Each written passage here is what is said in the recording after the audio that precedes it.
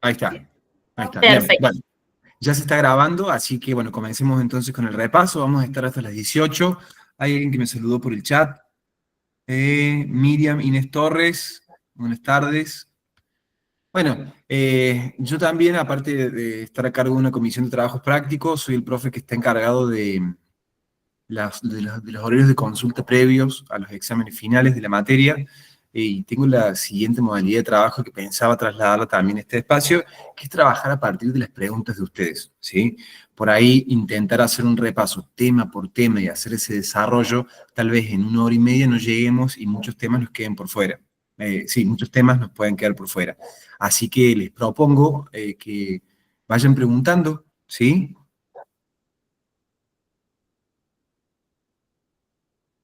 Al principio cuesta, es hasta que alguien se anime a romper el hielo. Hasta ahora en la materia vimos el concepto de entrevista, vimos el concepto de psicodiagnóstico, vimos como el esqueleto de un psicodiagnóstico, vimos preentrevista, los tipos de entrevistas, el encuadre, ¿sí? Vimos 4 modelos de análisis clínico: Rolla, Lieberman, Blecher, Selener. Profe, a mí me cuesta bastante Lieberman. Sí, Lieberman, sí, es difícil Lieberman, a todos nos cuesta Lieberman, ¿sí? Aún no termino de estudiar, pero me cuesta mucho Lieberman. Bien, bueno. Si les parece, arrancamos entonces con Lieberman. ¿Qué dicen? Bien. ¿Están todos de acuerdo con que arranquemos con Lieberman? Bien, bueno. Muy bien. Lieberman, psicoanalista kleiniano, él propone un modelo para poder interpretar y para poder leer el material que nos traen los entrevistados justamente a las entrevistas. Cuando hablo de material, estoy retomando el concepto de Echegoyen, ¿sí? Recuerden que hay un texto que ustedes también lo tienen en psicología clínica, ¿sí? Donde Echegoyen plantea la cuestión de materiales e intervenciones. ¿Alguien se acuerda de eso? ¿A qué hace referencia con materiales y a qué hace referencia o con material, mejor dicho, y a qué hace referencia con intervenciones? Porque son conceptos que nos van a servir y nos van a venir bien para este repaso. Nadie se acuerda.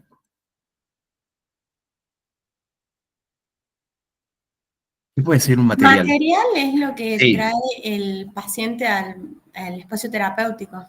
Exactamente, ¿No? exactamente. El material es con lo que vamos a trabajar, con lo que dice, no dice, y con lo que hace y con lo que no hace también, es decir, con lo verbal, lo no verbal, lo conductual, que despliega un entrevistado, como dice Liana, en situación de entrevista, ¿sí? Entonces, este modelo, ¿sí?, propone justamente un modo de leer, un modo clínico de leer los materiales del paciente, ¿sí? Entonces, vayamos a lo que es a los aspectos técnicos del modelo de Lieberman. Es importante también que ustedes puedan distinguir entre aspectos teóricos y aspectos técnicos, porque esta es una materia técnica, ¿sí? Pero para poder aplicar la técnica, primero tengo que tener en cuenta la base teórica que sustenta la técnica, ¿sí?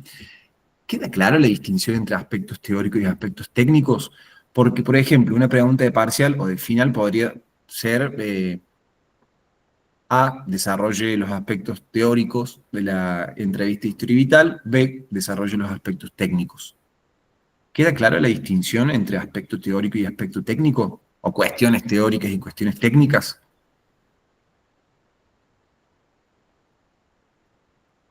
Los aspectos teóricos sería como el marco teórico en el cual nos vamos a basar para hacer como el análisis, y los Exactamente. aspectos técnicos sería como el encuadre, la consigna, el rol de cada uno y todo eso, ¿o no? Exactamente, es decir, lo que hacemos como entrevistadores en el marco de una entrevista o en el marco de un proceso psicodiagnóstico, ¿sí?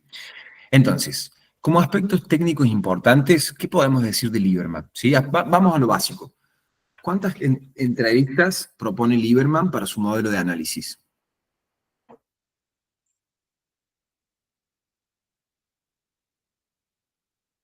Bueno, propone 2, ¿sí? ¿Qué tipo de entrevistas propone Lieberman? Y acá vamos a ir mechando, ¿sí?, distintos temas de la materia, porque ya fuimos mechando la cuestión de materiales e instrumentos. Ahora vemos la cuestión de entrevistas. Sí, una entrevista abierta, exactamente. ¿Quién lo dijo en el chat? Lourdes Ayala Vergaño. Bien, exactamente, propone entrevistas abiertas. Cuando me refiero a entrevistas abiertas, ¿Qué me puede encontrar de una entrevista abierta?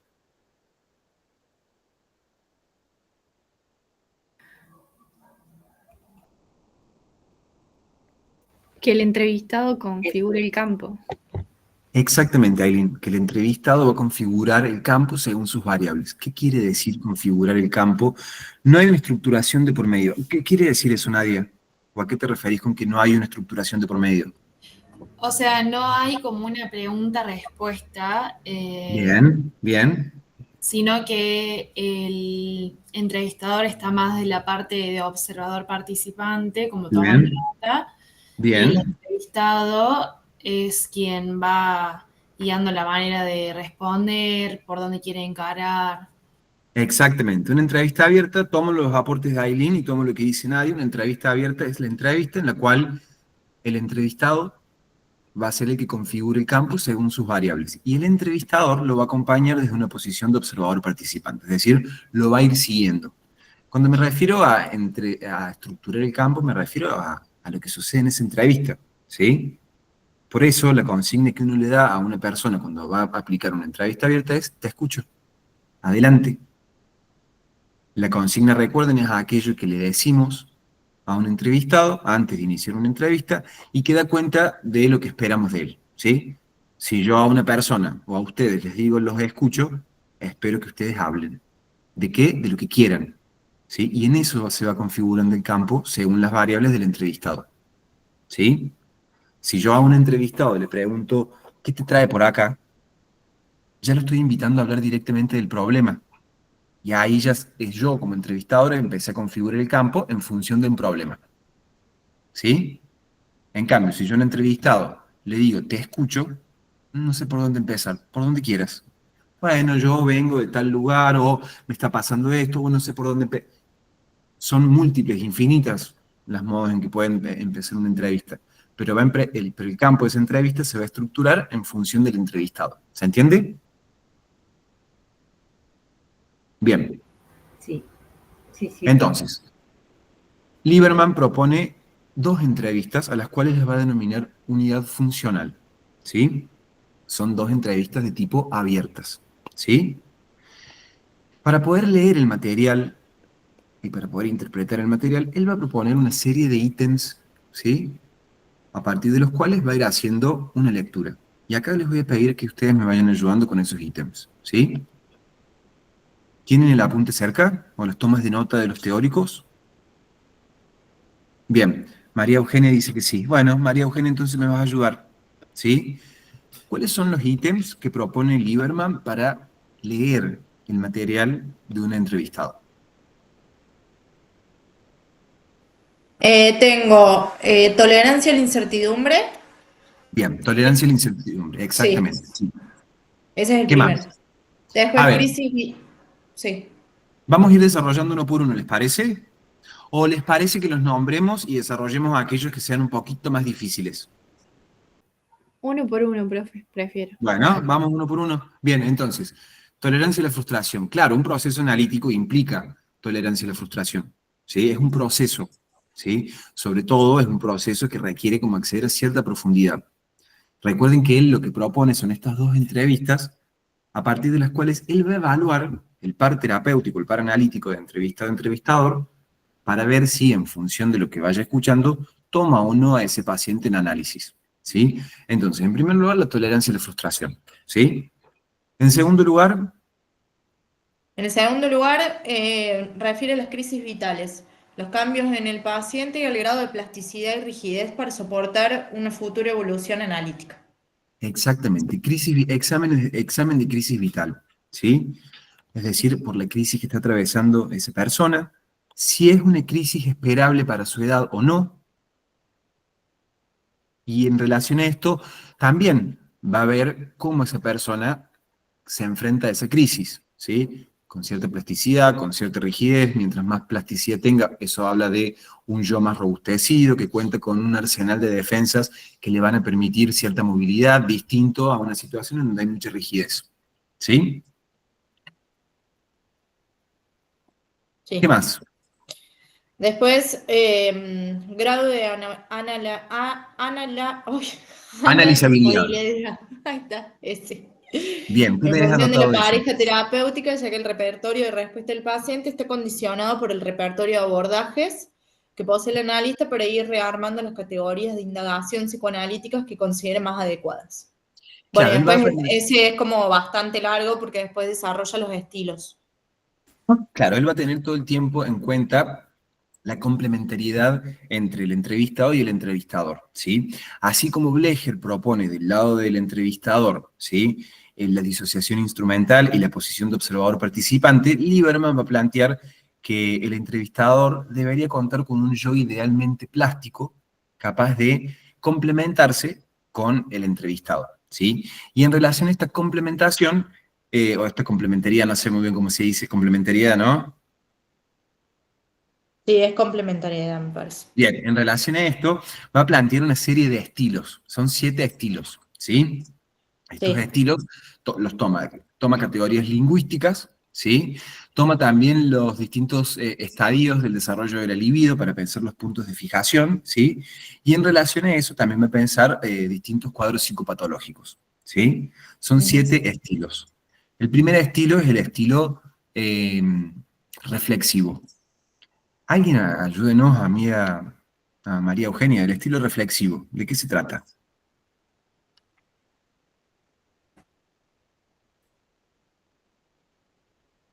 ¿Nadie tiene la apunte a mano o una toma de notas de clases?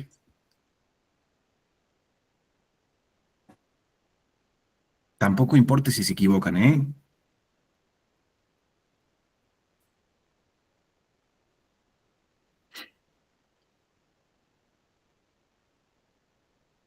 Bueno, sigo entonces.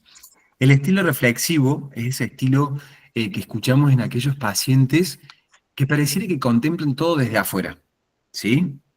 Les cuesta mucho implicarse y seguramente en el transcurso de las entrevistas van a plantear como cuestiones muy existenciales. ¿Qué es la vida? ¿Qué es la muerte? ¿Qué es el amor? ¿Sí? La profe Suave hacía una comparación entre la posición de este tipo de sujetos que tienen este estilo con la de un bebé. ¿Vieron los bebés que observan todo desde afuera? Miran todo desde afuera, pero parece que no están muy implicados. ¿Sí? Este tipo de estilo lo vamos a encontrar eh, en las estructuras más esquizoides, ¿sí? Ok. Después sigue, no sé si los voy a decir en orden tal como los plantea Lieberman, ¿sí? Después vamos a seguir con el estilo narrativo, que es el discurso lógico, ¿sí? El discurso que está plagado de detalles, ¿sí? Entonces lo vamos a entrevistar a una persona y le vamos a decir, bueno, lo escucho, bueno, yo me llamo Pedro, nací el 24 de septiembre de 1990 a las 10:15 de la mañana, entré en clínica, era día sábado, ese día tal y tal cosa, y va a ser un relato plagado de detalles que justamente en esos detalles floridos y en esa cuestión bien lógica, lo que se busca es anular la cuestión emocional. Estamos hablando del estilo característico de las personalidades obsesivas, ¿sí? Después tenemos el Cuando estilo... Sí, si nos llegan a preguntar sobre estos estilos, no es necesario decirlo en orden, ¿no? O sea, los vamos explicando no, no hace falta, en todo caso porque se no es pueden ir guiando. evolutivo, digamos. No. No, no, a ver, se pueden ir Claro. guiando si quieren como para armar una especie de orden por las Sí. distintas fases del desarrollo de la libido. ¿Sí? Fase oral Ah, 1, claro. fase oral 2, Es fase verdad. anal 1, fase anal 2, pueden ir como ordenándose por eso. ¿Mm? Es cierto. Ok. Bien, de nada. Después tenemos el estilo lírico, ¿sí? Que el estilo lírico, esto de lo lírico lo toman Lieberman es como una referencia al tango, ¿no? Vieron que el tango siempre son canciones tristes, centradas en la pérdida de un objeto de amor, ¿sí? Entonces, la persona con un estilo lírico va a hablar justamente de pérdidas, ¿Mm? De la pérdida de un objeto. Por supuesto que esto va a estar más asociado a estructuras más depresivas. Vayan a medida que vamos conversando, vayan pensando en los casos que hemos venido trabajando en los prácticos, ¿sí? Después sigue con lo que es el relato, el discurso épico, los que nunca terminan de comunicar algo. Eso lo vamos a dejar por un poquito más adelante porque tiene que ver más con el estilo dramático con suspenso, ¿sí? Los que nunca terminan de comunicar algo. Ahí seguimos con eso, ya llegamos. Después tenemos el estilo épico, ¿sí? Que es ese discurso de acción, ¿no? Fui, vine, salté, rompí, choqué el auto. El otro día trabajamos en el práctico, vi a una compañera del práctico acá, no me acuerdo quién era el caso, por ahí si me puede hacer acordar, la trabajamos la semana pasada, era un discurso bien épico, ¿sí? Está más asociado a las estructuras más psicopáticas, ¿sí? En donde el mecanismo de defensa primordial es la identificación proyectiva. Lorena, adelante. Sí, era para aportar esto de que habla de que son las personas de acción, que están todo el tiempo Eso, en acting out, es el exacto. pensamiento que no llega a estructurarse como tal, se exterioriza en actos, digamos. Exactamente. Por ahí un ejemplo podría ser, no sé, el hombre que fue y le envenenó el perro al vecino y cuando uno después va y le pregunta es que estaba enojado. Y ese enojo no fue procesado a nivel simbólico, directamente salió en un acto, en un pasaje al acto. ¿Sí? Ese es el estilo épico. Después sigo con lo que es el estilo dramático con suspenso, que es lo que preguntaba Mariela de Lourdes Brito. ¿Sí? Son esos sujetos que a medida que se van acercando a determinados focos se alejan. ¿Sí? Entonces, bueno, de pronto sí, bueno, me separé, pero te lo cuento la semana que viene. ¿Sí? O te cambian de tema. Entonces uno tiene esa sensación de que se acercan y se alejan, ¿no? Como una huida medio fóbica, por supuesto asociado más a personalidades fóbicas.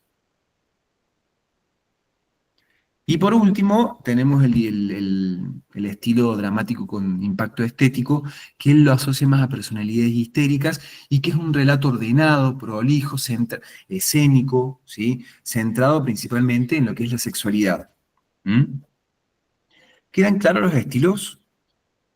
Hagamos la distinción también entre el estilo y el subcomponente estilístico, porque esto también es importante precisar cuando pensamos en el modelo de Lieberman, ¿sí? ¿Cuál es la diferencia entre estilo y entre subcomponente estilístico? Pueden escribir por el chat también si quieren, ¿eh? Perdón, Juan, el estilo es esto del cómo lo dice, y Exactamente. hace más referencia a eso, y el estilo, y lo estilístico, el componente El subestilístico, tiene que ver subcomponente. más Sí. el cómo lo dice, perdón, el qué dice, tiene que Eso, ver el que más dice. con lo más interno, como desde afuera Exactamente. hacia adentro. Exactamente. El estilo tiene que ver con cómo uno habla y el subcomponente es de lo que uno habla, ¿sí? Uno puede estar hablando de una pérdida, ¿sí? Que es un subcomponente más lírico, pero a partir de un relato muy detallado, ¿sí? Es decir, con un estilo más narrativo. O, no sé, en los adolescentes por ahí, en donde la cuestión de la mirada se pone muy en juego, donde la cuestión del pasaje al acto también se pone muy en juego, donde el cuerpo cobra una dimensión un poquito distinta, a veces nos cuentan cosas muy trágicas, pero medio en clave de acción, ¿sí? Entonces ahí también hay un determinado estilo, pero con otro subcomponente estilístico, ¿sí? ¿Se entiende? Sí. Sí, profe. Muy bien. ¿Por dónde seguimos?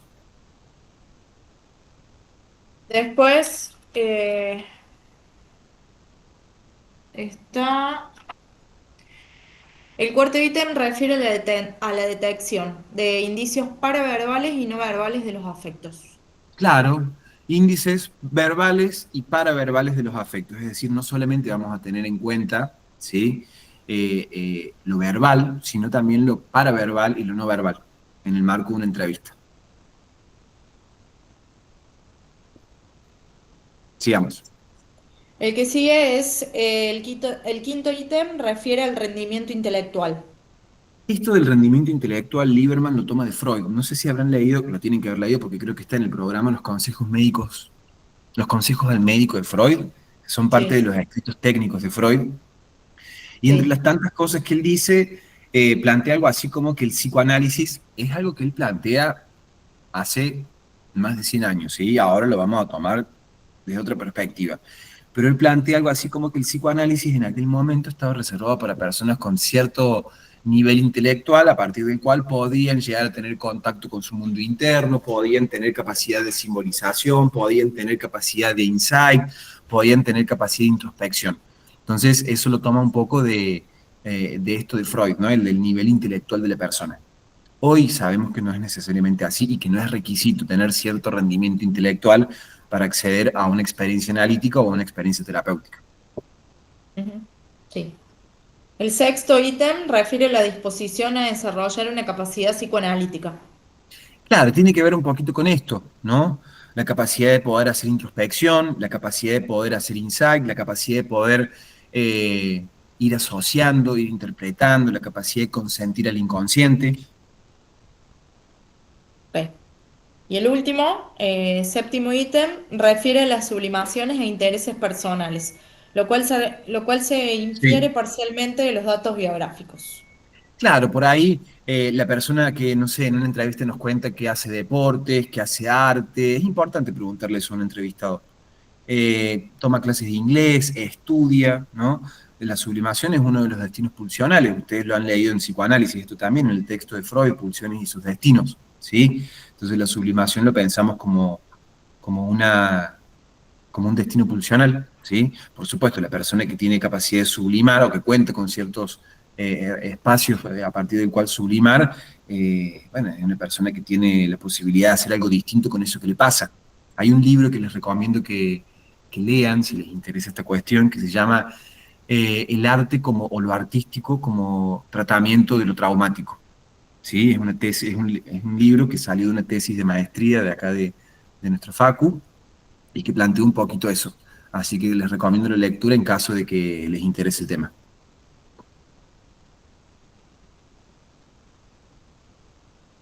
Bien, a partir de estos 7, ¿sí?, ítems de análisis, vamos a poder elaborar un determinado diagnóstico, ¿sí? ¿Cuál es el diagnóstico que propone Lieberman?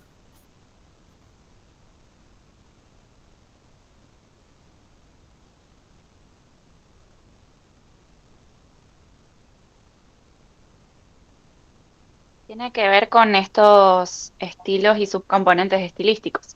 Claro, un diagnóstico estilístico, exactamente Exacto. teniendo en cuenta el estilo y el subcomponente. Lola levantó la mano, adelante. Los que levanten la mano los invito a que prendan la cámara.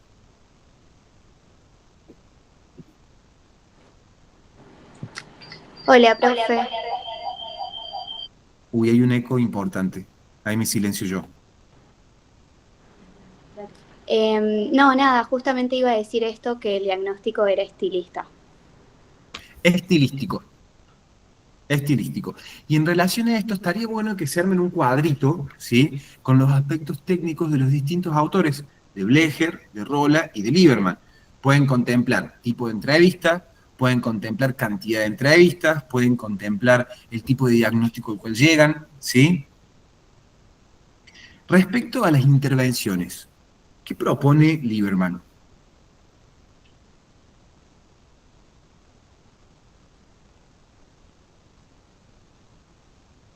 Dijimos que plantea una entrevista abierta, por lo tanto, 2 entrevistas abiertas, mejor dicho.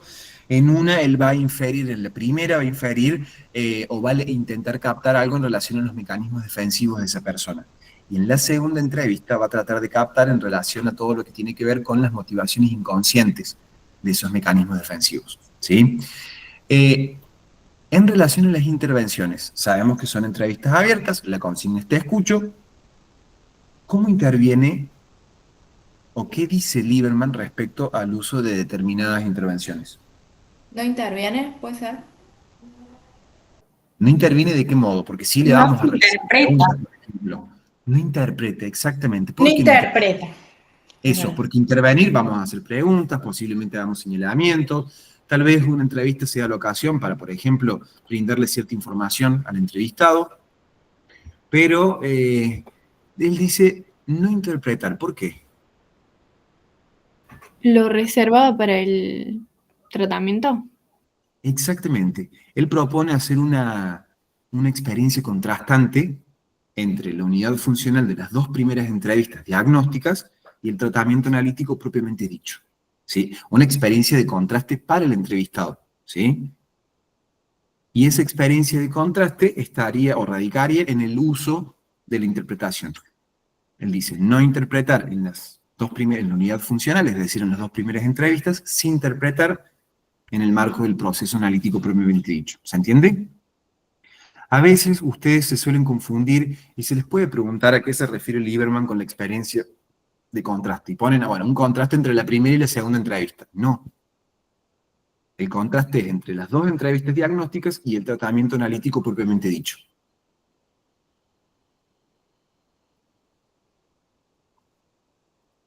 Profe, ¿podría repetir lo que dijo de las 2 unidades funcionales? No, de la unidad funcional que se hace en la primera y en la segunda. ¿Entrevista? ¿Cómo que se hace en relación a las intervenciones? Sí, que dijo la segunda, los aspectos inconscientes, algo así. Ah, bien, en la primera entrevista, él va a tratar de ubicar sí, lo defensivo del entrevistado. Y en la segunda entrevista va a tratar de captar las motivaciones inconscientes de esas defensas. Ahí está, ahí Agustina está contestando también por el chat. Bien, ¿alguna otra pregunta en relación al Lieberman? Profe, ¿podría volver a repetir lo de las experiencias de contraste? Claro, esto de la experiencia de contraste él la propone en relación al uso de la interpretación, ¿sí? La interpretación como ese instrumento que permite, tal como lo plantea Freud, hacer consciente lo inconsciente. Rocío, ¿cómo estás? Sí, está grabado, no sé, los chicos del centro de estudiantes se van a encargar de subirlos, pero sí, quédate tranquila que se va a subir. Entonces, él propone eso, que en las 2 primeras entrevistas diagnósticas no usar la interpretación y la reserva para el tratamiento analítico propiamente dicho.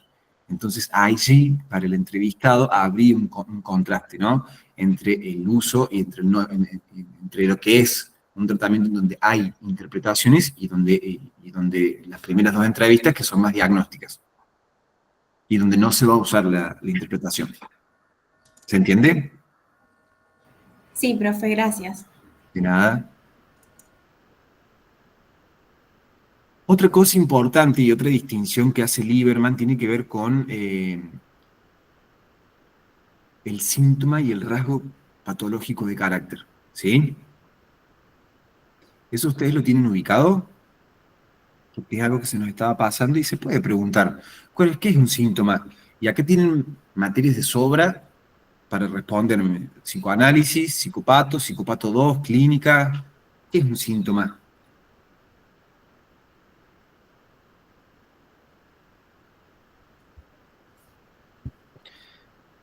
¿Está relacionado con las estructuras? Tipo patológico. Sí, sí, sí. Es una formación de compromiso entre instancias. Exactamente. Es una formación de compromiso, ¿sí? ¿Entre qué? Entre las instancias.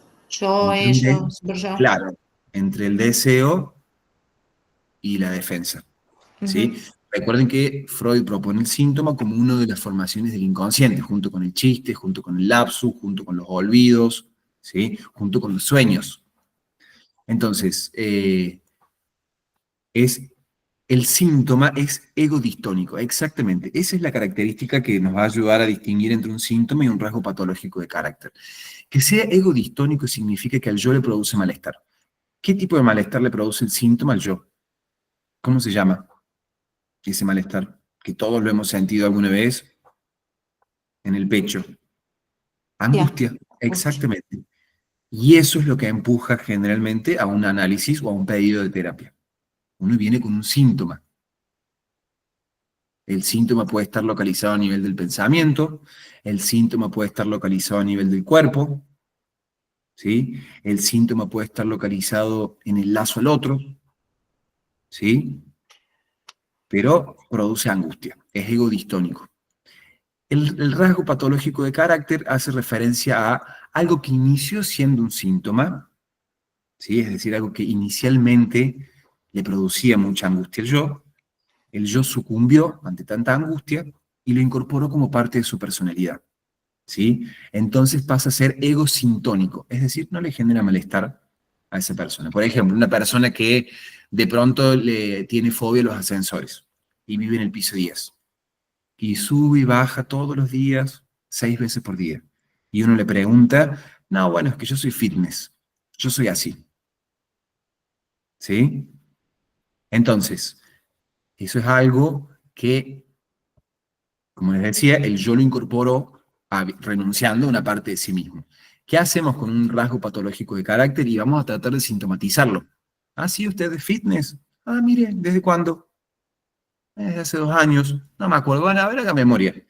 Desde hace 2 años. Ay, mire, hace 2 años. ¿Y qué pasó hace 2 años? ¿Qué se acuerda? Y en el mejor de los casos, ese rasgo patológico se va a ir desarmando. ¿No? Entonces la persona, puede ser que el día que me quedé encerrada en el ascensor. Y ahí ya se empieza a armar otra cosa. ¿Sí?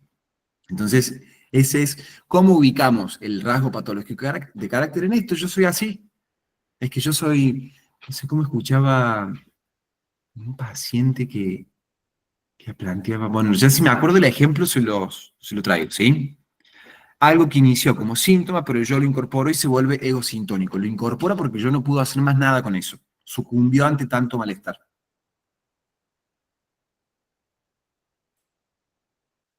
Bien, bueno, Pensaba, perdón, sí, por ejemplo, esto con respecto a descubrir sus rasgos de carácter, que podría ayudar mucho a la historia vital del sujeto, ¿no? sí, Conocer, claro, su sí, sí, está bueno. historia, todo su marco, digamos, como hacer como, no el diagnóstico psicoterapéutico, sino un diagnóstico situacional en sí de su vida, como para conocer, bueno, qué cositas le pudieron dar origen a ciertos Sí, rasgos de carácter y que él sí. puede ir anudando eso. Sí, está bueno eso. Y si no, como les decía, apostar como a sintomatizar algo de eso. Ah, sí, pero ¿cómo? Pero no le molesta 10 pisos. ¿Y desde cuándo? ¿Cómo? Como pinchando un poquito para ver si se desarma. Los que son, ¿hay alguien de mi comisión? Háganme, si hay alguien de mi comisión, háganme acordar para recomendarles que lean ese caso. No me puedo acordar cuál era, el de una mujer que llega corriendo al consultorio, se mete. Era de una, nosotros creo que Era el también lo caso vimos, Fisher. el de una maestra, ¿puede ser? Sí, Miranda. Bueno, Eso. lean el caso Miranda porque nosotros lo trabajamos justamente con Lieberman. Porque hay algo en Miranda que entre la primera entrevista y la segunda entrevista se empieza como a desarmar. Yo soy así, yo soy enojón, me dice ella. Y después empieza en la segunda entrevista, ¿y no será que me pasa esto porque estoy celoso? Y no sé, y como que se empieza a preguntar, se empieza a angustiar. ¿Sí? Lean el caso Miranda. ¿Mm? Bien, bueno, cerramos Lieberman, ¿por dónde seguimos? No, yo una pregunta antes. Sí, Todos estos estilos, imagino sí. que no son tan tajantes, o sea, hay algunas personas que pueden mostrar varios estilos, Y pero mientras más estilos siempre muestren, habrá sí, me imagino, algo constante ahí que sea un sí, estilo más que otro. sí, sí, por supuesto, por Ok, supuesto.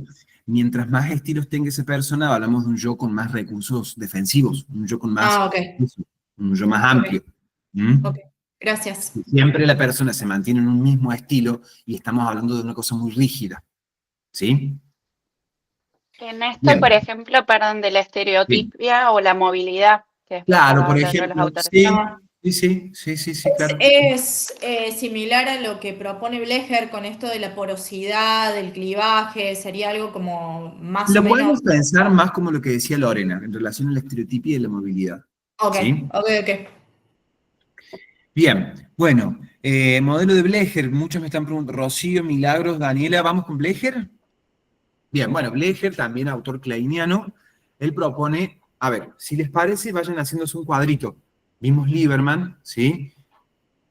A ver, no tengo, hace mucho que no doy clases virtuales, así que no tengo cómo presentarles, compartirles pantalla, no tengo nada armado, pero si les parece, a ver, pueden hacer un cuadro que diga Blecher, Rolla, Lieberman, ¿sí?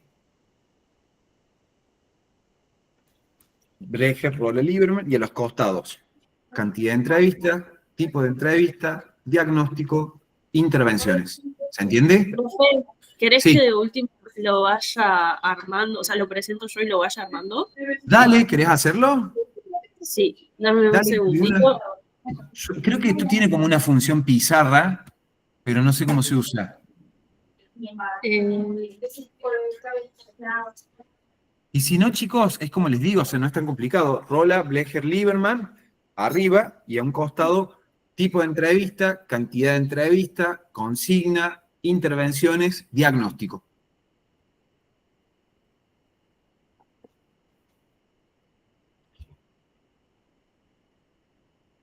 Blecher va a proponer una sola entrevista, ¿sí? ¿Qué tipo de entrevista va a proponer Blecher? Abierta también, exactamente, ¿sí? Para poder pensar el material o para poder leer el material de un entrevistado, él va a proponer una serie de parámetros e indicadores, ¿sí? ¿Cuáles son esos parámetros? ¿Y cómo podemos distinguir? Sí, ¿qué distinción podemos hacer entre un parámetro y un indicador? Porque eso es importante. Lorena. Sí, perdón que no prendo la cámara, estoy recién yendo a casa, si no la prendía. Justo voy caminando y acá No hay hablando con problema. ustedes. Los indicadores serían los observables clínicos que me Exactamente. permiten a mí vislumbrar los parámetros, que son las teorizaciones, o sea, lo teórico, lo que yo Exacto. tomo conceptualmente, Exacto. y lo voy a poner en jaque con esos indicadores, digamos. Exacto. Exacto. Cuando estamos hablando de parámetros, estamos hablando de referentes teóricos. ¿Sí? El super yo. ¿Alguien alguna vez vio un super yo? Nadie. Ni Freud mismo. ¿Cómo lo inferimos al super yo?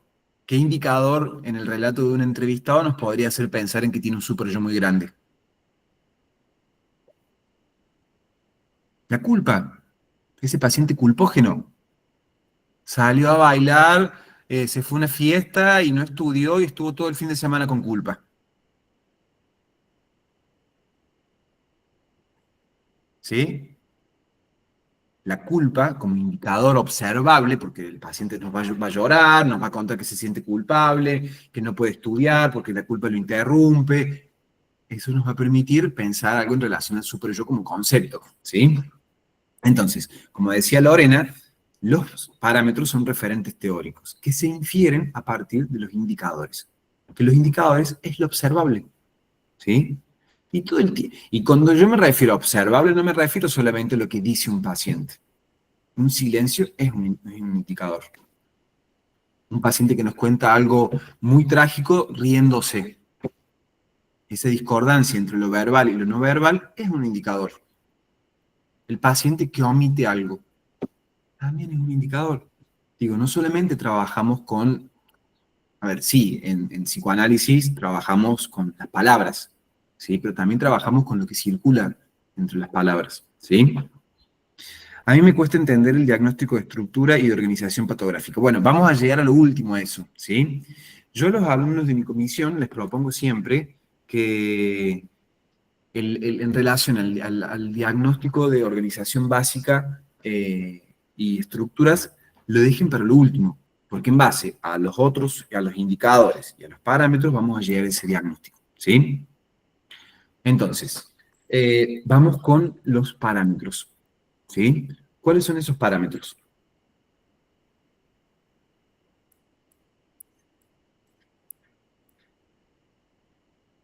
Yo tengo como primero estructuras y las organizaciones patográficas. Bien, cuando hablamos de organización patográfica, estamos haciendo referencia a las estructuras clásicas. Neurosis, psicosis, perversión. En algún momento se planteó la normalidad como una estructura clínica, creo que entre los 70 y los 80 no duró nada. Porque es que como, ¿quién es normal? ¿Y con qué parámetros y con qué criterios se diagnostica la normalidad? Entonces, neurosis, psicosis, perversión, las grandes, las estructuras clásicas, ¿sí? Ustedes lo habrán visto el año pasado en Psicopato. Neurosis, represión, psicosis, forclusión, perversión, renegación. ¿Sí? No nos vamos a meter ahí porque es otra cuestión, pero son temas con los cuales ustedes ya están familiarizados. Bueno, eso con respecto a la organización patográfica, ¿sí? En relación a las estructuras, porque suele confundirse, hace referencia a distintas modalidades de conducta.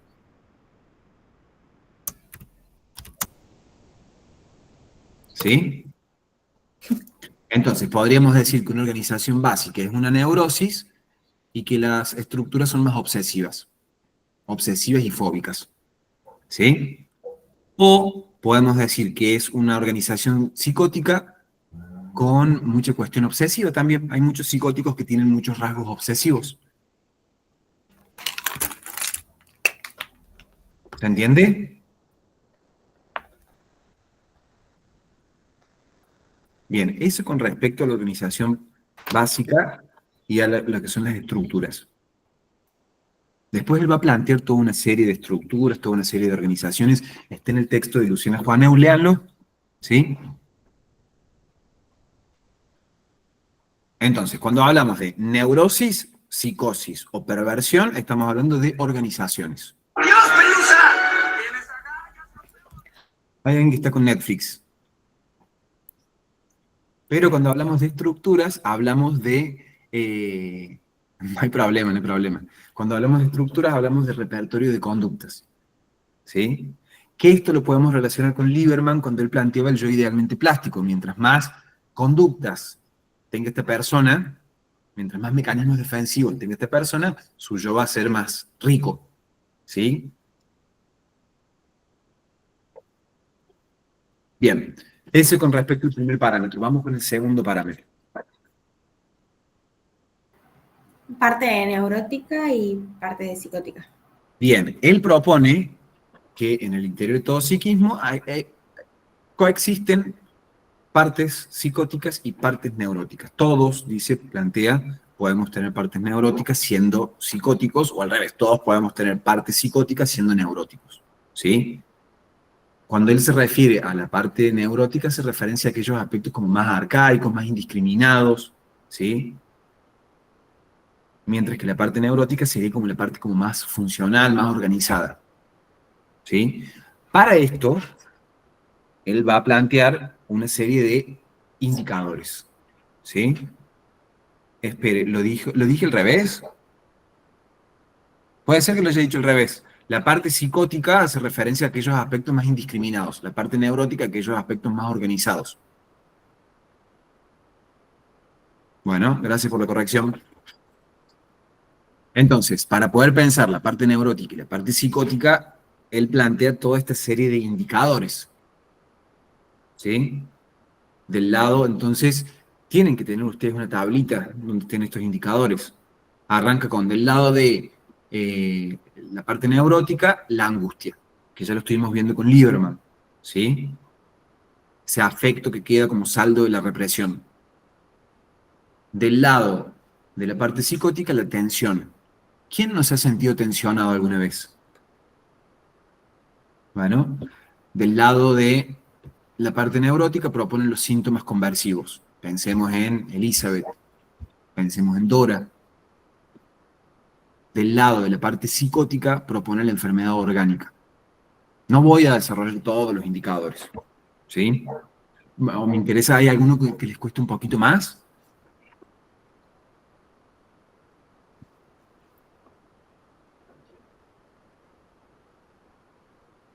La transferencia. Bien, propone una transferencia neurótica y una transferencia psicótica.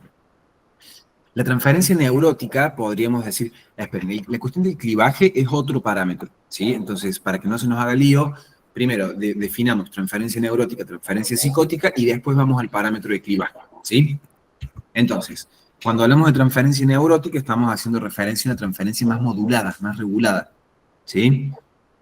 En cambio, la transferencia psicótica es más masiva. A ver, un ejemplo.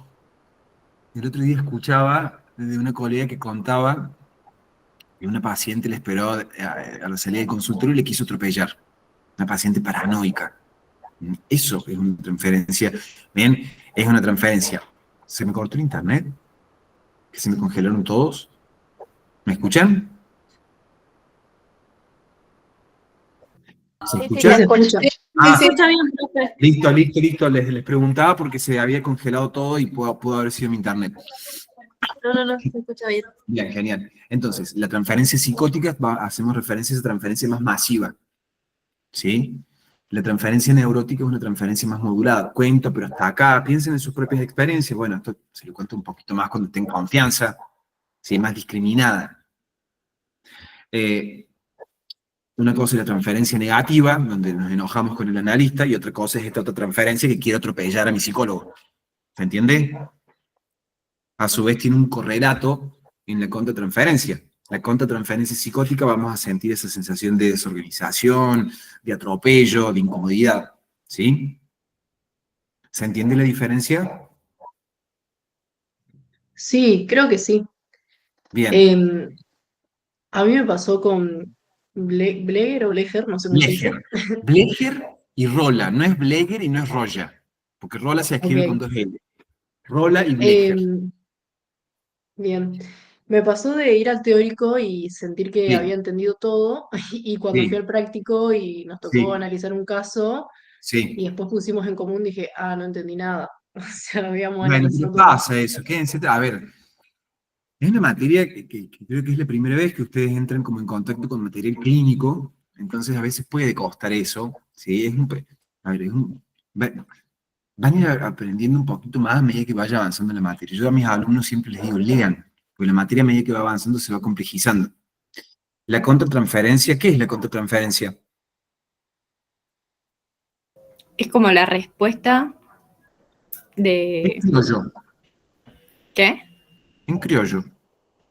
¿Qué es La respuesta de eso que vemos, lo que nos genera. La reacción.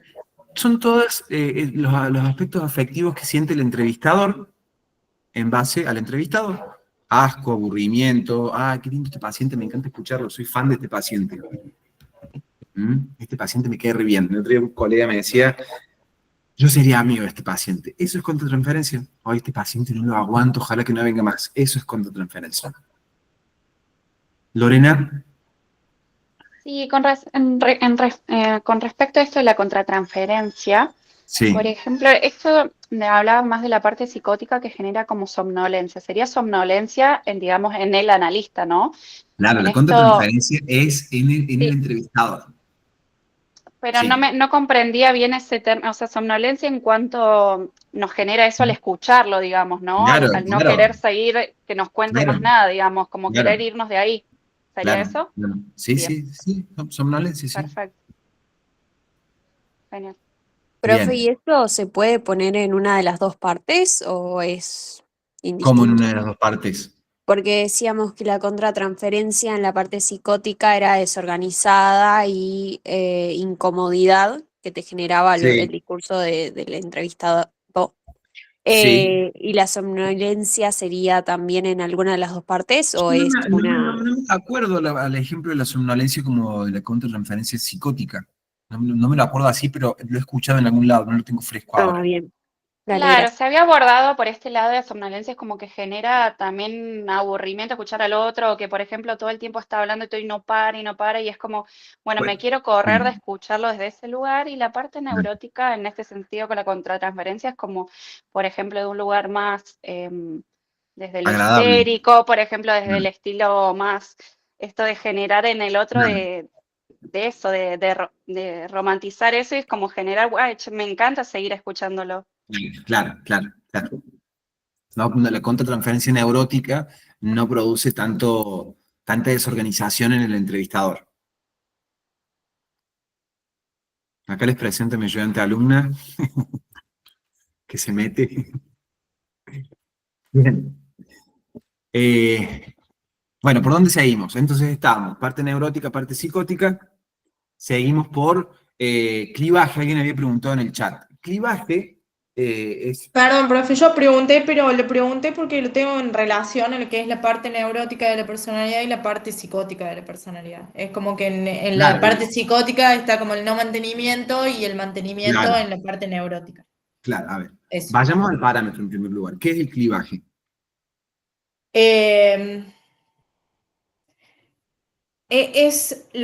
Yo lo que entendí del práctico que lo tuve ayer Sí. es como lo que divide estas dos partes y es como Claro. una membrana que no Sí. debería ser como rígida, Sí, sino que esto que no sea tan rígida, que sea más porosa, es lo que permite que haya cierta plasticidad claro. del sujeto. Eso es lo que entendí yo, no sé si es así, en Project Sí, también sí, estuvimos viendo. sí, sí, es así. Es eso lo que entendí. El clivaje hace referencia a una membrana porosa, ¿sí? Que separa la parte neurótica de la parte psicótica. Algo muy rígido, a ver, los extremos siempre son complicados. La ausencia de algo es complicado, pero el exceso de algo también es complicado, ¿sí? Entonces, un clivaje muy rígido habla de un aparato psíquico en realidad muy frágil, ¿no? ¿Tanta rigidez para qué? ¿Qué se sostiene con tanta rigidez? ¿Sí? Entonces, el clivaje hace referencia a esa membrana porosa. Blecher lo toma de la conferencia 23 de Freud, del camino a la formación de síntomas, donde Freud toma de ejemplo al artista y a los sueños diurnos, ¿sí? El artista que es capaz de, con esa membrana porosa, tomar contacto con aspectos un poquito más profundos y eso trasladarlo a una pintura, por ejemplo, ¿sí? Entonces, está bien que el clivaje, está mal que el clivaje se rompa, es esperable que se rompa y que a lo largo de la vida atravesemos distintos momentos en los cuales ese clivaje se pueda desarmar. Lo importante no es que... Esa es la ruptura de ese clivaje, decía la profe que era como el pasaje de estas crisis, de la crisis de la Las crisis adolescencia. vitales, exactamente, exactamente. Entonces, en la adolescencia es esperable que el clivaje se pueda llegar a romper. No importa si se rompe, no importa cómo se reestructura, si es que se reestructura. ¿Sí? Ok. Un clivaje conservado va a ser eso, esa membrana porosa, ¿no? El clivaje que no está conservado. Imagínense, si dijimos, ¿se acuerdan del esquema del peine de Freud? Sí. ¿Sí? Bueno, imagínense, ¿sí? Si le sacamos, a ver, me tengo acá justo un cuaderno, un segundito. Esto no lo dice Blecher, lo hago yo, ¿eh? Así que no lo pongan en el parcial, pero es una forma gráfica. No sé si alcanzan a ver ahí. ¿Ven? Sí. Hagamos de cuenta, parte neurótica, parte psicótica. Si el clivaje se rompe, se van a mezclar las partes neuróticas con las partes psicóticas, ¿sí? ¿Cuándo vemos la ruptura total del clivaje? En un brote psicótico. ¿Mm? Ok. Ahí van a encontrar. No sé, un ejemplo puede ser, a ver, una mujer a la cual se le muere el marido, cuenta en sesión, me pareció haber escuchado su voz. Y eso tiene, si uno se pone a pensar, un carácter un poquito alucinatorio. Vuelve a la sesión siguiente, no, ¿sabes qué? No es que escuche la voz, es que lo extraño mucho. ¿Ven? Ahí ya el clivaje se reorganizó de vuelta. Ella pudo distinguir, o no sé, de pronto un pasaje al acto. Otra cosa que dijo el profe ayer, pero eso tiene que ver con la contratransferencia, que ahí lo vi y me acordé. Hablaba el profe de esto de la parte psicótica, de que uno como entrevistador no lo entendí muy bien porque dijo como que no se pudiera separar de la persona entrevistada. No entendí qué quiso decir. Claro, sí, sí, sí. Por ahí. Es literal así, digamos. Separar porque uno se puede quedar con cosas adentro, ¿sí? Pero Claro. eso es de discriminación que yo les decía. Pero no sería como una molestia a lo que me está diciendo, ¿o sí? No, es como que por ahí hay pacientes que vienen y es tan masivo el relato y el vómito, que por ahí nos Claro, quedamos que es con como ese- abrumador, digamos. Claro, claro, Ahí claro. va. Eso, ahí está. Bueno, gracias, Muy profe. bien, de nada. Entonces, organización y estructura, parte neurótica, parte psicótica, clivaje, dijimos. Tenemos plasticidad, estereotipo y movilidad, que bueno, es un poco ya lo que veníamos conversando, ¿no? Mientras mayor movilidad, es decir, en relación a mecanismos defensivos, a recursos defensivos, más rico va a ser ese yo, más amplio, mayores posibilidades de observación, de exploración, ¿sí? En cambio, un yo muy estereotipado, muy rígido, bueno, es esto que yo les decía, esa rigidez habla de una fragilidad yoica. Y con respecto a el último parámetro que es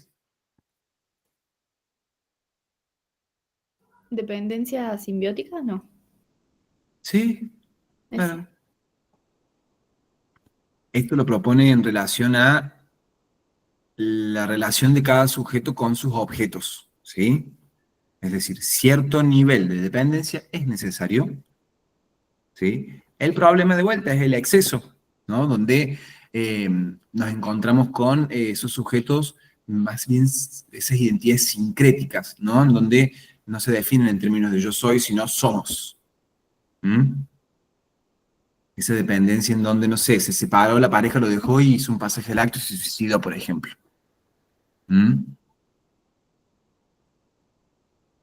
Bueno, eso hay un montón de casos en donde, no sé, había un caso que trabajamos el otro día en el práctico, el padre era alcohólico, todos eran alcohólicos, el padre iba a Alcohólicos Anónimos, toda la familia iba a Alcohólicos Anónimos, ¿no? Entonces, como una cosa muy aglutinada.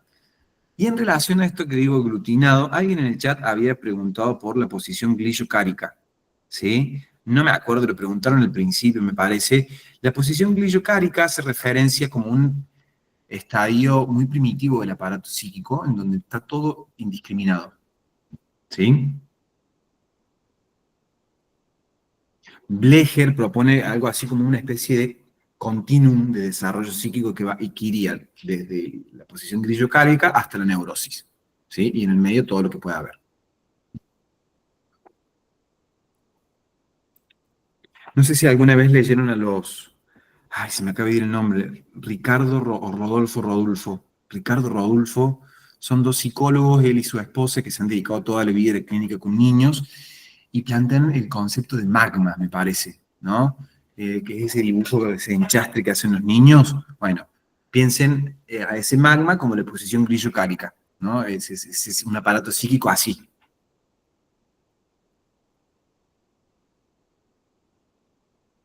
Bien.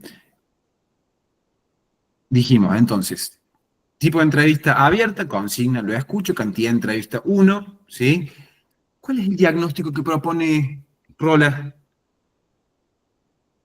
Blecher, perdón. Blecher. Diagnóstico funcional. Funcional. Pluridimensional. Es pluridimensional, funcional y dinámico. Exacto, ahí está la respuesta correcta. Pluridimensional, funcional y dinámico. Y va a tener en cuenta para eso la organización y las estructuras. Yo quería por ahí también decir de no ver esto de las partes, la parte neurótica y psicótica desde un lugar psicopatológico, sino más bien como algo que forma parte de la vida cotidiana, de la normalidad de una persona, viéndolo más desde el lugar funcional y dinámico, posicionarnos desde ese lugar. Por eso todos vamos a tener una parte neurótica y una parte psicótica por momentos, solo que uno va a prevalecer más que otro en ciertos momentos. Claro, a ver, esto por supuesto desde la perspectiva de Blecher. ¿Sí? Hay otros autores que no acuerdan bajo ningún punto de vista, o estás en neurosis o estás en la psicosis, ¿sí? Sí. Muy bien, bueno, ¿alguna otra pregunta con respecto a Blecher?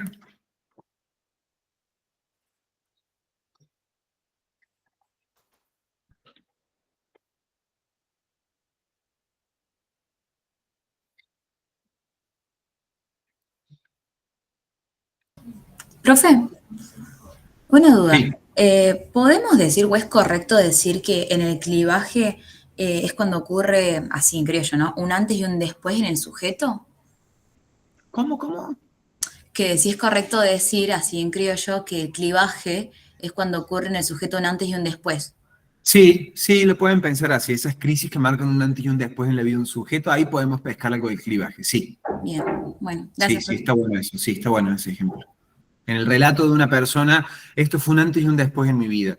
Y uno pregunta, y realmente comienza a localizar en el relato del entrevistado que hubo una conmoción importante para ese sujeto, ahí estamos hablando de que algo del clivaje se conmovió. Sí, está buenísimo. O en esto, perdón, que decía la profe en el teórico, ya relacionando también con otros autores, en este cuadrito que vos decías que nos armemos, Sí. relaciona también el clivaje con el punto de urgencia que plantea Rola. En este sentido de verlo, de considerar cómo estaba antes de esa persona de entrar ese momento de clivaje o punto de urgencia y cómo sale después de eso, para entender también qué defensas yoicas tiene, cómo está estructurado, qué herramientas, todo eso. Está bueno el ejemplo, sí, me gusta, está bueno. Bien. Bueno, ¿por dónde seguimos? ¿Se va entendiendo lo que estamos trabajando? ¿Se van despejando las dudas? no sé cómo interpretar ese silencio. Ahí va, gracias por los que responden, a los que mandan emojis. Gracias. Ahí va, me quedo tranquilo entonces. Bueno, ¿por dónde seguimos?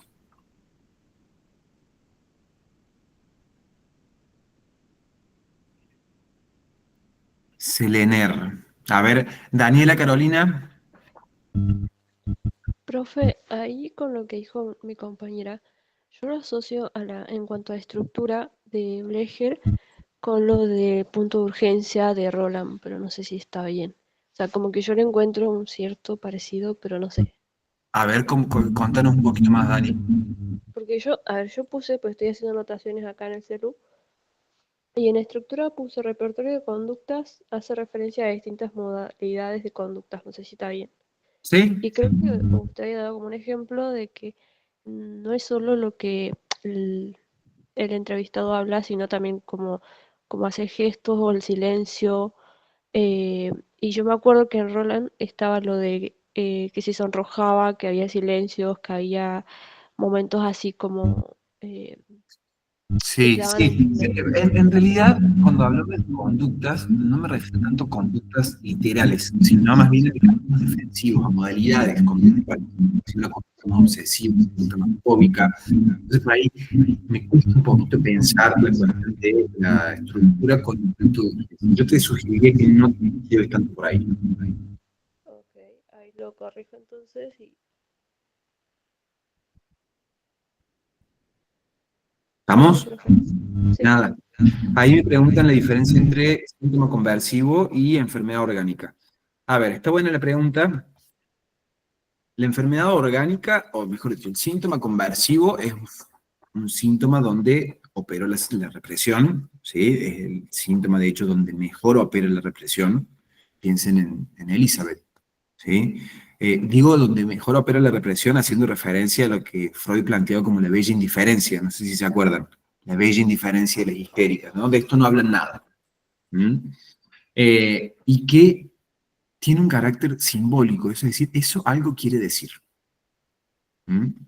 Y el síntoma conversivo, el síntoma histérico, por lo tanto el síntoma neurótico, produce, vamos a decir, una afectación en la función del órgano. Piensen en Elizabeth. ¿Qué le pasaba a Elizabeth? Vamos, es el clásico uno de los clásicos de Freud. ¿Qué le pasaba a La, Elizabeth?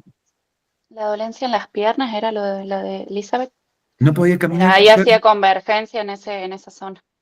Claro, la conversión estaba en la zona de las piernas, que justo era la parte del cuerpo en la cual su padre le apoyaba las piernas, no sé si se acuerdan. Sí, tenía toda una carga libidinal. Sí. Y ella Eh, dejaba en sus piernas que se apoyara a su padre para curarlo y todo eso. eso, ¿ven? Si a Elizabeth, si hubiera existido la tecnología que existe hoy y a Elizabeth le hicieron una resonancia, no le hubieran encontrado nada. No estaba el órgano dañado, estaba dañado la función del órgano. ¿Sí? A Dora. ¿Qué le pasaba a Dora?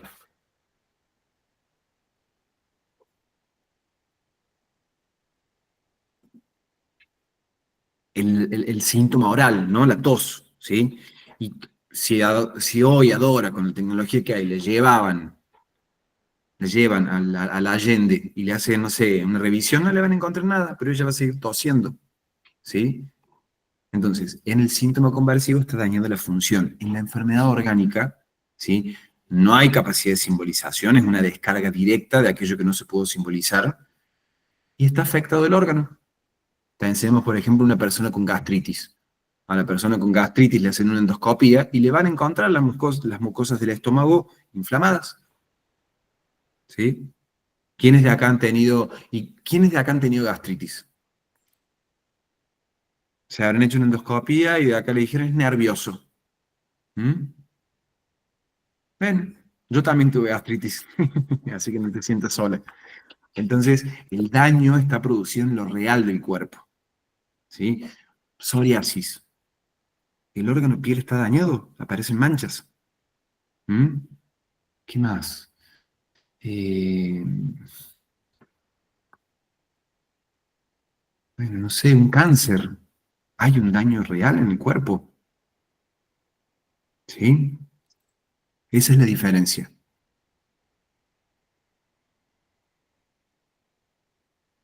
¿Quedó claro? Sí. Muy bien. Bueno, ¿por dónde seguimos? Nos quedan los últimos casi 20 minutitos. De nada, Paulina. ¿Por dónde seguimos?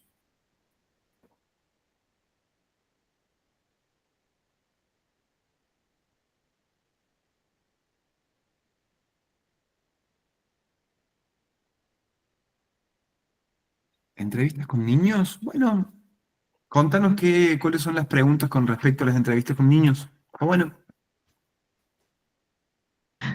No sé si tengo preguntas. No pude ir a ese teórico, la verdad, y en el práctico no lo vimos, entonces. A ver, entrevistas con niños ya son una de las... A ver, bueno, vamos con entrevistas con niños. Inicialmente vamos a arrancar con una entrevista parental, ¿sí? En primer lugar, estamos hablando de un niño menor de edad, hay cuestiones legales y éticas importantes. Según las leyes, la edad de consentimiento para un tratamiento no invasivo, siendo la psicoterapia un tratamiento no invasivo, es a partir de los 13 años, ¿sí? Un niño hay que entrevistar a los padres, ¿sí? ¿Cómo va a ser esa primera entrevista? ¿Cómo es el proceso psicodiagnóstico con un niño, mejor dicho? Armemos como el esqueleto. Partimos de una preentrevista, ¿cómo seguimos?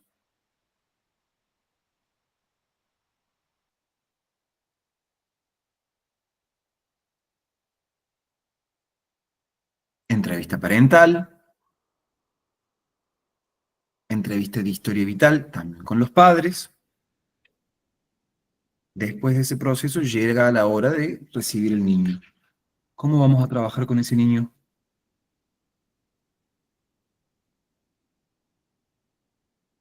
¿La hora de juego puede ser? En la hora de juego, exactamente. ¿Por qué? Los adultos asociamos en la asociación libre a través de palabras. El niño, cuyo universo de palabras es mucho más acotado que el de un adulto, esas asociaciones que nosotros adultos las hacemos con palabras, el niño las va a desplegar en el juego. Por eso vamos a jugar con el niño.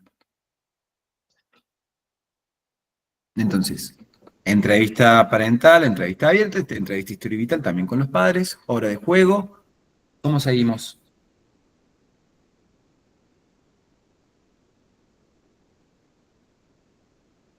Aplicación de técnicas adaptadas, por supuesto, a la edad de ese niño. Test gráficos, sí. Podemos aplicar algún test que implique mostrarle imágenes. Tal vez un desiderativo no. Y por último, la entrevista de devolución a los padres y también al niño. Le vamos a hacer una devolución al niño. Obviamente, adaptado todo a cierto nivel que él pueda comprender. ¿Sí? Entonces, vamos a la primera entrevista. ¿Qué aspectos hay que tener en cuenta al momento de escuchar a esos padres?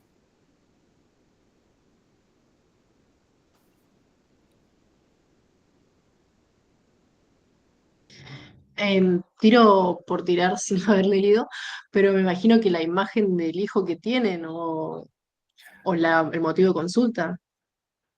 Sí, en realidad hay 5 ítems que tenemos que tener siempre muy presentes al momento de escuchar a papás.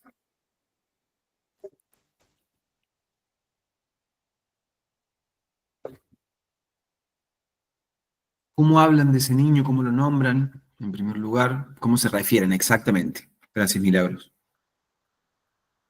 ¿Cómo lo diferencian en segundo lugar de otros miembros de la familia? Yo trabajo en una institución en la cual hago constantemente admisiones, ¿sí? Y le he pedido a las secretarias que cuando sea una mamá que viene con hermanos, no les dé turno juntos, porque es muy difícil en el relato materno, ¿sí? A ver, es una institución en la que trabajamos mayormente con casos de psicosis, autismo, y es muy difícil en el relato ubicar como una diferenciación, ¿sí? Entonces, bueno, yo le estoy preguntando por Pepito, ya va a llegar el turno para que me hable de Juancito, ¿no? Entonces, ahí no hay una diferenciación entre esos niños, entre el niño y sus hermanos, por ejemplo. Distinto es cuando es el rubio y el morocho, el inteligente y el deportista. Entonces también va a importar cómo los diferencian del resto de los integrantes de la familia. La concepción de la enfermedad, sí, también, por supuesto. Es decir, mientras más cercano uno le pregunte, ¿qué cree usted que le pasa a Pepito? Y hubo un padre que un día me respondió, le falta vitamina. Distinto a que un padre o una madre que pueda responder, está angustiado porque nació el hermano. ¿Sí? Son dos teorías, una más ligada a lo orgánico, la otra más ligada a lo psíquico. Mientras más cercano a lo psíquico esté la teoría de la enfermedad de los padres, posiblemente sea más fácil el trabajo con esos papás, tengan más disponibilidad psíquica. Los estilos comunicativos también los vamos a tener en cuenta, ¿sí? Sí. Los estilos comunicativos los vamos a tener en cuenta, por supuesto. Estilos comunicativos tomados de Lieberman, ¿sí? Los autores de la cátedra proponen que en relación al trabajo con niños no vamos a hacer un diagnóstico de estructuras, y tampoco vamos a localizar síntomas, ya que en teoría no estaría todavía armado el aparato psíquico, las instancias del aparato psíquico, y por lo tanto no habría lugar a conflicto entre instancias, ¿sí? Entonces más bien trabajar con trastornos, ¿sí? Y en relación al diagnóstico, al tratarse, a ver, de vuelta, ustedes saben que el psicoanálisis tiene muchas versiones, muchas orientaciones, ¿sí? La orientación kleiniana, la orientación lacaniana, dentro de los kleinianos hay un montón de orientaciones, dentro de los lacanianos también, ¿sí? Entonces, la propuesta de la cátedra es no hacer un diagnóstico diferencial, más bien un diagnóstico situacional, ¿sí? Y el diagnóstico ya diferencial comenzaría a partir o finalizar un poquito más la adolescencia, ¿sí? Donde ya el aparato psíquico se ha consolidado, según los lineamientos de la cátedra. Y hago esta aclaración por si a alguno le interesa como otra orientación clínica, seguramente tendrá como otra forma de pensar el diagnóstico. Bueno, eso les puedo transmitir con respecto a niños.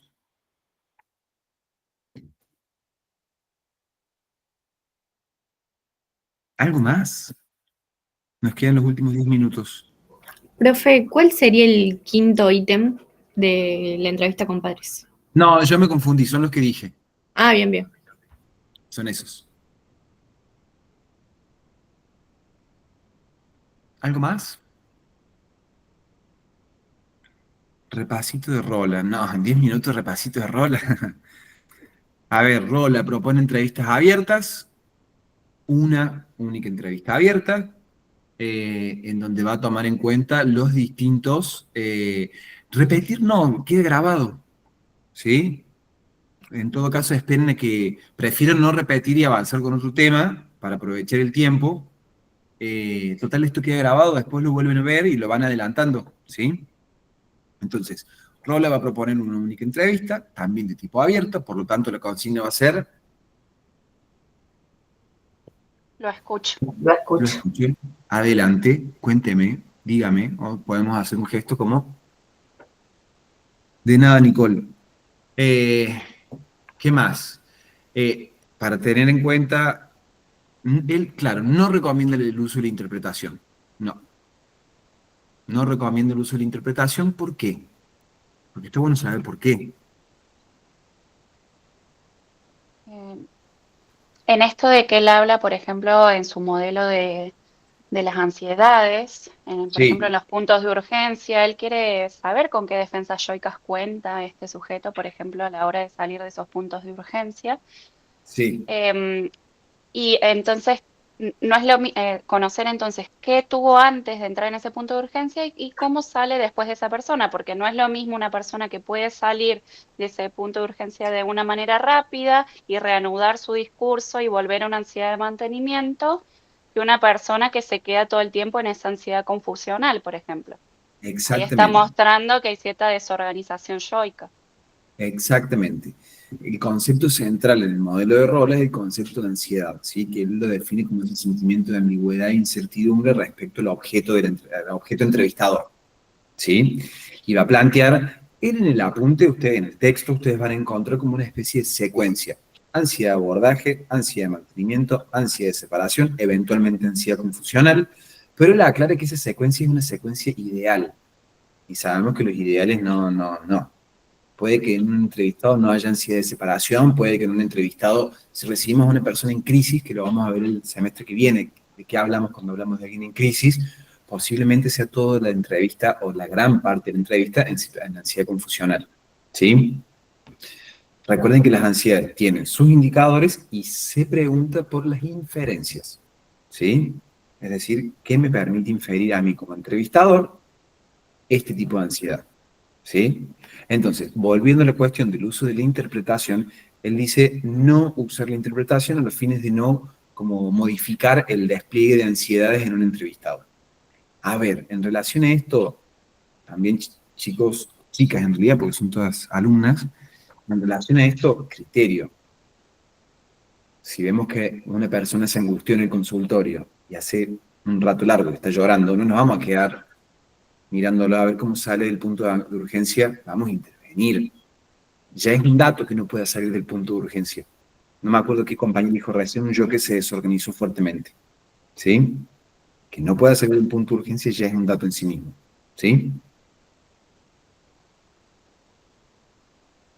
¿Qué tipo de diagnóstico propone Roland? Multifacético. Multifacético. ¿Y qué tiene en cuenta en ese diagnóstico multifacético? ¿Puede ser cómo se van desarrollando las ansiedades? No. ¿Puede ser o no? No. La presentación fenoménica y la organización básica de la personalidad. Eso. Exactamente.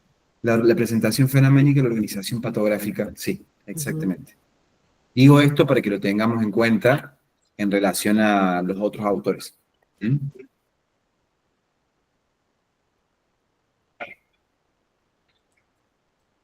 Una duda, perdón, que quizás me quedó con respecto, él menciona lo de la ficha personal. ¿Sería como una herramienta que le brinda, por ejemplo, al paciente en caso de generarse esta ansiedad confusional y sentir que no puede salir de ahí, como esa herramienta que él pueda tomar para reestructurarse, digamos? Claro, él propone justamente el uso de la ficha de identificación, lo propone como con esos datos filiatorios. Él dice algo así como que cumple la función de restituirle la identidad al entrevistado, ¿sí? Cuando el entrevistado entra en un punto de urgencia, él deja la ficha con todos los datos, nombre, apellido, edad. Entonces, él observa que la persona que entra en un punto de urgencia y se desorganiza, mira la ficha y esa ficha le restituye identidad. Entonces, le permite que se organice, ¿sí? Claro, comprendo quizás que esa es una manera de no generar una intervención tan directa. Es decir, bueno, a ver si puede tomar esta ficha personal y si no, de alguna manera, bueno, sí, se mantiene mucho en ese punto de urgencia, ahí sí realizar cierta intervención para no generar más ansiedad de la que ya tiene. Claro, a ver. Si no se vuelve contraproducente la no intervención en ese punto de urgencia. Exactamente, claro. Y a ver, si una persona entra en un punto de urgencia y no puede salir por sí misma, eso ya es un dato clínico. Tan importante como observar cómo salió y con qué tema salió hablando. Bueno. Perfecto, gracias. De nada. Bueno, dejemos acá, ¿sí? Espero que les haya servido el repaso, espero haber sido claro, ¿sí? Y bueno, la mayoría de las comisiones rinden la semana que viene, el jueves, así que bueno, todos los éxitos, ¿sí? Para las otras comisiones, incluida la mía, que rinden un poquito más adelante, tienen un tiempito extra para estudiar, así que bueno, les recomiendo que trabajen con los casos del cuadernillo de trabajos prácticos, ¿sí? Saben la diferencia, para quienes hagan la promoción, el parcial incluye una pequeña articulación con un caso clínico, ¿sí?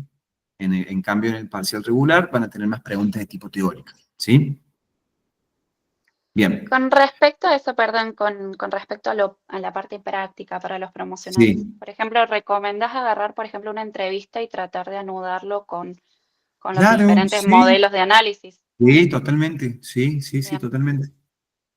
Respecto al paro, estén atentos siempre al aula virtual, ¿sí? Todo se va a informar por ahí.